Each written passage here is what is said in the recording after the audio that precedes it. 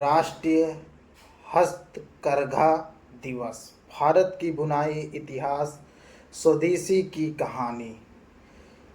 कल्पना कीजिए एक ऐसा कपड़ा जिसे बनाने में किसी मशीन की नहीं बल्कि इंसान, धैर्य, कौशल, वर्षों के अनुभव की ज़रूरत पड़ती है। एक एक धागा, एक एक रंग और हजारों बार हाथों की लयबद्ध गति, यही है भारत का हथकरघा। हथकरघा केवल कपड़ा नहीं बनाता बल्कि पीढ़ियों की परंपरा, संस्कृति और कपड़ों करोड़ों भारतीयों की आजीविका को भी बुनता है। लेकिन क्या आप जानते हैं कि दुनिया भर में प्रसिद्ध भारतीय हथकरघा उद्योग आज कई चुनौतियों का सामना कर रहा है? और आखिर हर साल 7 अगस्त को ही राष्ट्रीय हथकरघा दिवस क्यों मनाया जाता है? आज की इस डॉक्यूमेंट्री में हम जानेंगे भारत के हथकरघा उद्योग की हजारों वर्षों की यात्रा, उसका गौरवशाली इतिहास और उसके पीछे छिपी प्रेरक कहानी। राष्ट्रीय हथकरघा दिवस क्यों मनाया जाता है? राष्ट्रीय हथकरघा दिवस हर वर्ष 7 अगस्त को मनाया जाता है। इस दिन का चयन केवल एक तारीख नहीं बल्कि भारत के स्वतंत्रता संग्राम के एक महत्वपूर्ण अध्याय की याद है। 7 अगस्त 1905 को कोलकाता के टाउन हॉल में स्वदेशी आंदोलन की शुरुआत हुई। उस समय ब्रिटिश शासन भारत से कच्चा कपास ले जाता था और इंग्लैंड में बने कपड़े भारत में बेचता था। भारतीय इससे बुनकरों को, कारीगरों की आजीविका पर गहरा प्रभाव पड़ा। स्वदेशी आंदोलन ने लोगों से अपील की कि वे विदेशी वस्त्रों का बहिष्कार करें और भारतीय उत्पादों को अपनाएं। यही हथकरघा केवल उद्योग नहीं रहा, वह आत्मसम्मान, आत्मनिर्भरता और स्वतंत्रता का प्रतीक बन गया। इसी ऐतिहासिक महत्व को सम्मान देने के लिए भारत सरकार ने 2015 से 7 अगस्त को राष्ट्रीय हथकरघा दिवस के रूप में मनाना शुरू किया। भारत में बुनाई की शुरुआत कहाँ से हुई? भारत में बुनाई की परंपरा हजारों वर्ष पुरानी है। पुरातत्वविदों को सिंधु घाटी सभ्यता से सूती कपड़े और कताई के उपकरण मिले हैं। इससे पता चला कि उस समय भी भारतीय समाज वस्त्र निर्माण की उन्नत कला जानता था। वैदिक काल में सूत्र, कताना और कपड़ा बुनना एक सम्मानित कौशल माना जाता था।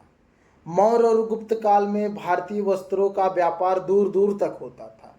दक्षिण भारत का महीन सूत कपड़ा, बंगाल का मलमला और कश्मीर की ऊनी बुनाई विश्व भर में प्रसिद्ध थी। भारत का कपड़ा केवल पहनने की वस्तु नहीं था बल्कि हमारी सभ्यता का परिचय भी था। विश्व में भारतीय हथकरघे की पहचान। एक समय ऐसा था जब दुनिया के कई देशों में भारतीय कपड़े सबसे अधिक पसंद किए जाते थे। बनारस की रेशमी साड़ियाँ, बंगाल की जामदनी, दक्षिण भारत की कांचीपुरम सिल्क और मध्य प्रदेश की चंदेरी अपनी उत्कृष्ट गुणवत्ता के कारण प्रसिद्ध थी। विदेशी व्यापारी भारत से बड़ी मात्रा में हाथ से बुने वस्त्र खरीद कर अपने देश ले जाते थे। भारतीय बुनकरों की कला इतनी उत्कृष्ट थी कि उनके बनाए वस्त्र राजाओं और शाही परिवारों तक पहुंचते थे। भारत का हथकरघा उद्योग केवल एक आर्थिक गतिविधि नहीं बल्कि हमारी संस्कृति, विरासत की जीवंत पहचान है। हर धागा मेहनत की कहानी कहता है, हर बुनाई परंपरा का सम्मान करती है और हर वस्त्र भारत की आत्मा और दुनिया तक पहुंचाती है। लेकिन समय के साथ यह उद्योग अनेक चुनौतियों का सामना कर रहा है। अगले भाग में हम जानेंगे भारत प्रसिद्ध हथकरघा उत्पाद बुनकरों की वर्तमान चुनौतियां, सरकार की पहल और हम सभी इस विरासत को कैसे सुरक्षित रख सकते हैं। अगर आपको यह डॉक्यूमेंट्री पसंद आए तो वीडियो को लाइक करें, शेयर करें और आकाश एजुकेशनल को सब्सक्राइब करें। भारतीय हथकरघा उद्योग वर्तमान चुनौतियां और भविष्य और नई शुरुआत।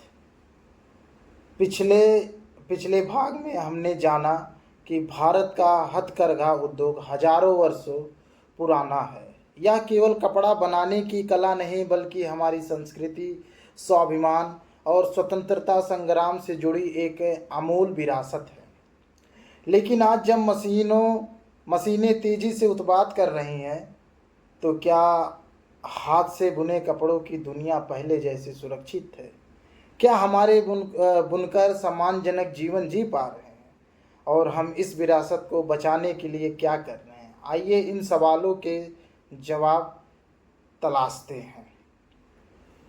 भारत का हर क्षेत्र अपनी अनूठी बुनाई और डिजाइन के लिए जाना जाता है। बनारसी सिल्क उत्तर प्रदेश सदियों और विशेष अवसरों की शान, कांचीपुरम सिल्क तमिलनाडु शुद्ध रेशम और सोहनहरी जारी के लिए प्रसिद्ध, चंदेरी मध्य प्रदेश हल्के सुंदर और पारंपरिक वस्त्रों, महेश्वरी साड़ी मध्य प्रदेश रानी अहिल्याबाई होलकर की विरासत, पोटला गुजरात डबल इक्कत तकनीकी और उत्कृष्ट उदाहरण, पोचमपल्ली इकक तेलंगाना जामतिया डिजाइन और रंगों का अनोखा मेल, जामदनी पश्चिम बंगाल महीन बुनाई और कलात्मक डिजाइन, पश्मीना कश्मीर दुनिया के सबसे मुलायम और कीमती शालों में से एक। हर वस्त्र केवल कपड़ा नहीं बल्कि अपने क्षेत्र की संस्कृति, इतिहास और पहचान का प्रतिनिधित्व करता है। आज भारतीय हथकरघा उद्योग कई गंभीर चुनौतियों का सामना कर रहा है। सबसे बड़ी चुनौती वह पावर लूम और मशीनों से बने सस्ते कपड़ों की प्रतिस्पर्धा। जहां मशीनें कुछ ही घंटे में हजारों मीटर कपड़ा तैयार कर देती हैं, वहीं हाथ से एक साड़ी बनने में कई दिन या कभी कभी कई सप्ताह लग जाते हैं। इसके अलावा बुनकरों की आय अक्सर सीमित रहती है। नई पीढ़ी इस पेशे को छोड़कर अन्य रोजगार की ओर जा रही है। असली हैंडलूम के नाम पर नकली उत्पाद बेचे जाते हैं। बाजार और ग्राहकों तक सीधी पहुंच की कमी भी बड़ी समस्या है। इन चुनौतियों के बावजूद लाखों बुनकर आज भी अपनी कला, परंपरा और जीविका रखे हुए हैं। भारतीय हथकरघा उद्योग को मजबूत बनाने के लिए सरकार अपनी विभिन्न संस्थाएं कई पहल कर रही है। इसके प्रमुख हैं राष्ट्रीय हथकरघा दिवस कार्यक्रम, Indian handloom brand, GIC geographical induction tag के माध्यम से विशिष्ट उत्पादों की पहचान, बुनकरों को प्रशिक्षित डिजाइन सहायता और वित्तीय सहयोग, डिजिटल प्लेटफॉर्म पर ई-कॉमर्स के माध्यम से देश विदेश और ग्राहकों तक पहुंच। लेकिन केवल सरकारी प्रयास पर्याप्त नहीं है। जब उपभोक्ता असली हैंडलूम उत्पाद खरीदते हैं तब वो सीधे किसी बुनकर और उसके परिवार की आजीविका को समर्थन देते हैं। हथकरघा केवल अतीत की विरासत नहीं बल्कि भविष्य की आवश्यकता है।